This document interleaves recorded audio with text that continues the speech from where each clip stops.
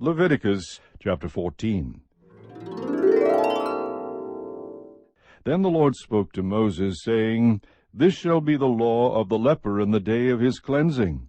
Now he shall be brought to the priest, and the priest shall go out to the outside of the camp. Thus the priest shall look, and if the infection of leprosy has been healed in the leper, then the priest shall give orders to take 2 live, clean birds, and cedar wood, and a scarlet string, and hyssop, for the one who is to be cleansed. The priest shall also give orders to slay the 1 bird in an earthenware vessel over running water. As for the live bird, he shall take it together with the cedar wood and the scarlet string and the hyssop, and shall dip them and the live bird in the blood of the bird that was slain over the running water. He shall then sprinkle 7 times the one who is to be cleansed from the leprosy, and shall pronounce him clean, and shall let the live bird go free over the open field. The one to be cleansed shall then wash his clothes, and shave off all his hair, and bathe in water, and be clean. Now afterward he may enter the camp, but he shall stay outside his tent for 7 days. It will be on the 7th day that he shall shave off all his hair. He shall shave his head, and his beard, and his eyebrows, even all his hair. He shall then wash his clothes, and bathe his body in water, and be clean. Now on the 8th day he is to take 2 male lambs without defect, and a yearling ewe lamb without defect, and 3/10 of an ephah of fine flour mixed with oil for a grain offering, and 1 log of oil. And the priest who pronounces him clean shall present the man to be cleansed, and the aforesaid, before the Lord, at the doorway of the tent of meeting. Then the priest shall take the 1 male lamb, and bring it for a guilt offering, with the log of oil, and present them as a wave offering before the Lord. Next he shall slaughter the male lamb in the place where they slaughter the sin offering and the burnt offering, at the place of the sanctuary, for the guilt offering. Like the sin offering belongs to the priest, it is most holy.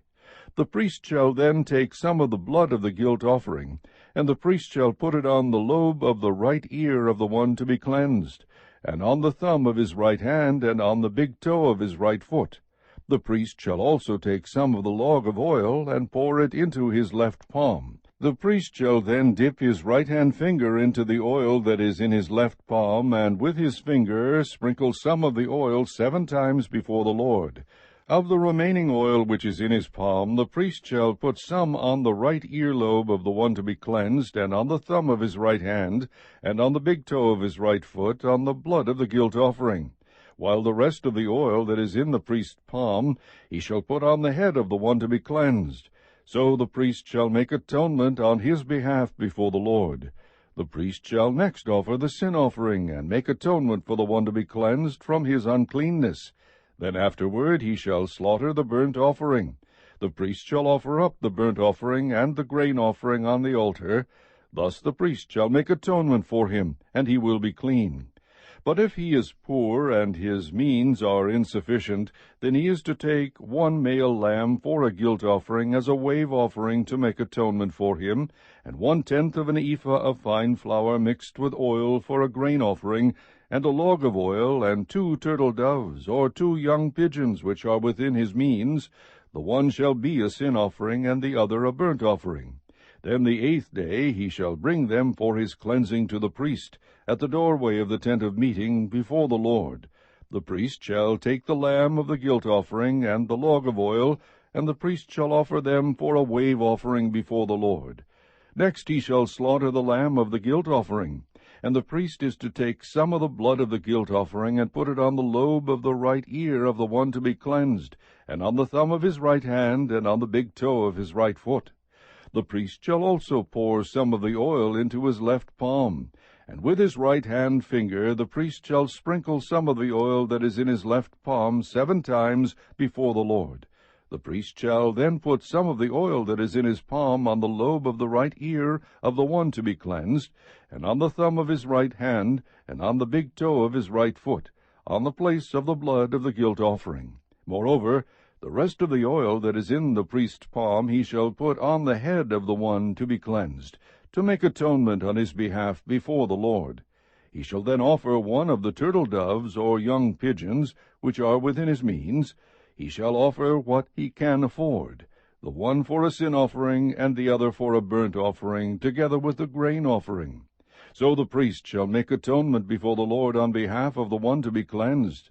This is the law for him in whom there is an infection of leprosy, whose means are limited for his cleansing. The Lord further spoke to Moses and to Aaron, saying, When you enter the land of Canaan, which I give you for a possession, and I put a mark of leprosy on a house in the land of your possession, then the one who owns the house shall come and tell the priest, saying, Something like a mark of leprosy has become visible to me in the house. The priest shall then command that they empty the house before the priest goes in to look at the mark, so that everything in the house need not become unclean.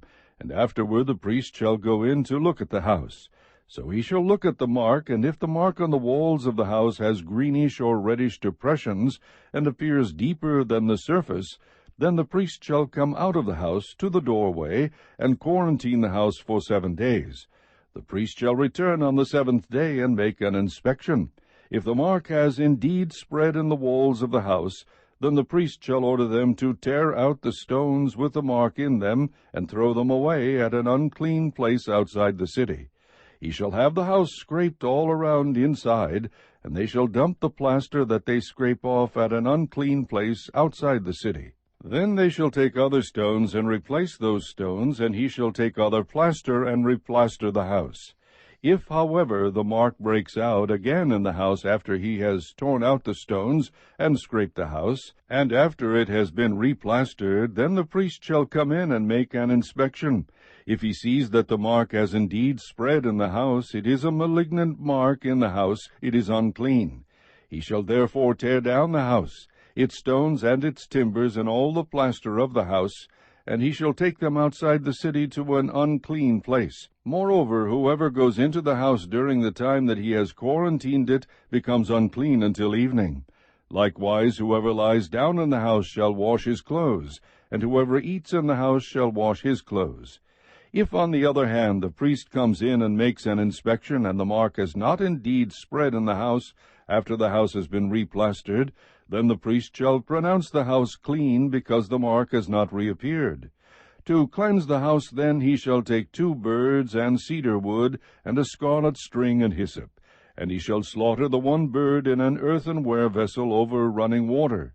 Then he shall take the cedar wood and the hyssop and the scarlet string with the live bird, and dip them in the blood of the slain bird, as well as in the running water, and sprinkle the house 7 times. He shall thus cleanse the house with the blood of the bird, and with the running water, along with the live bird, and with the cedar wood, and with the hyssop, and with the scarlet string. However, he shall let the live bird go free outside the city into the open field. So he shall make atonement for the house, and it will be clean. This is the law for any mark of leprosy, even for a scale, and for the leprous garment or house, and for a swelling, and for a scab, and for a bright spot, to teach when they are unclean, and when they are clean. This is the law of leprosy. Chapter 15. The Lord also spoke to Moses and to Aaron, saying, Speak to the sons of Israel, and say to them, When any man has a discharge from his body, his discharge is unclean. This, moreover, shall be his uncleanness in his discharge.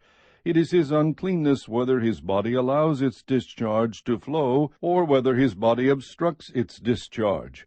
Every bed on which the person with the discharge lies becomes unclean, and everything on which he sits becomes unclean. Anyone, moreover, who touches his bed shall wash his clothes, and bathe in water, and be unclean until evening. And whoever sits on the thing on which the man with the discharge has been sitting shall wash his clothes, and bathe in water, and be unclean until evening. Also whoever touches the person with the discharge shall wash his clothes, and bathe in water, and be unclean until evening. Or if the man with the discharge spits on one who is clean, he too shall wash his clothes, and bathe in water, and be unclean until evening. Every saddle on which the person with the discharge rides becomes unclean. Whoever then touches any of the things which were under him shall be unclean until evening, and he who carries them shall wash his clothes, and bathe in water, and be unclean until evening. Likewise, whomever the one with the discharge touches without having rinsed his hands in water shall wash his clothes, and bathe in water, and be unclean until evening. However, an earthenware vessel which the person with the discharge touches shall be broken, and every wooden vessel shall be rinsed in water. Now when the man with the discharge becomes cleansed from his discharge, then he shall count off for himself 7 days for his cleansing.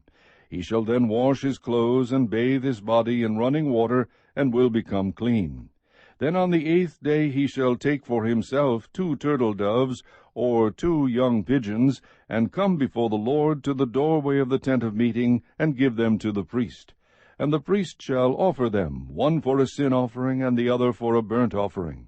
So the priest shall make atonement on his behalf before the Lord because of his discharge. Now if a man has a seminal emission, he shall bathe all his body in water, and be unclean until evening. As for any garment or any leather on which there is seminal emission, it shall be washed with water, and be unclean until evening. If a man lies with a woman so that there is a seminal emission, they shall both bathe in water, and be unclean until evening. When a woman has a discharge, if her discharge in her body is blood, she shall continue in her menstrual impurity for 7 days, and whoever touches her shall be unclean until evening.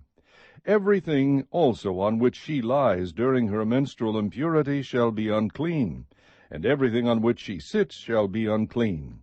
Anyone who touches her bed shall wash his clothes, and bathe in water, and be unclean until evening. Whoever touches anything on which she sits shall wash his clothes, and bathe in water, and be unclean until evening. Whether it be on the bed or on the thing on which she is sitting, when he touches it, he shall be unclean until evening. If a man actually lies with her so that her menstrual impurity is on him, he shall be unclean 7 days, and every bed on which he lies shall be unclean. Now if a woman has a discharge of her blood many days, not at the period of her menstrual impurity, or if she has a discharge beyond that period, all the days of her impure discharge she shall continue as though in her menstrual impurity she is unclean. Any bed on which she lies all the days of her discharge shall be to her like her bed at menstruation, and everything on which she sits shall be unclean, like her uncleanness at that time. Likewise, whoever touches them shall be unclean, and shall wash his clothes, and bathe in water, and be unclean until evening. When she becomes clean from her discharge, she shall count off for herself 7 days, and afterward she will be clean. Then on the 8th day she shall take for herself 2 turtle doves or 2 young pigeons, and bring them in to the priest, to the doorway of the tent of meeting. The priest shall offer the one for a sin offering, and the other for a burnt offering. So the priest shall make atonement on her behalf before the Lord because of her impure discharge. Thus you shall keep the sons of Israel separated from their uncleanness, so that they will not die in their uncleanness by their defiling my tabernacle that is among them. This is the law for the one with a discharge, and for the man who has a seminal emission, so that he is unclean by it, and for the woman who is ill because of menstrual impurity, and for the one who has a discharge, whether a male or a female, or a man who lies with an unclean woman.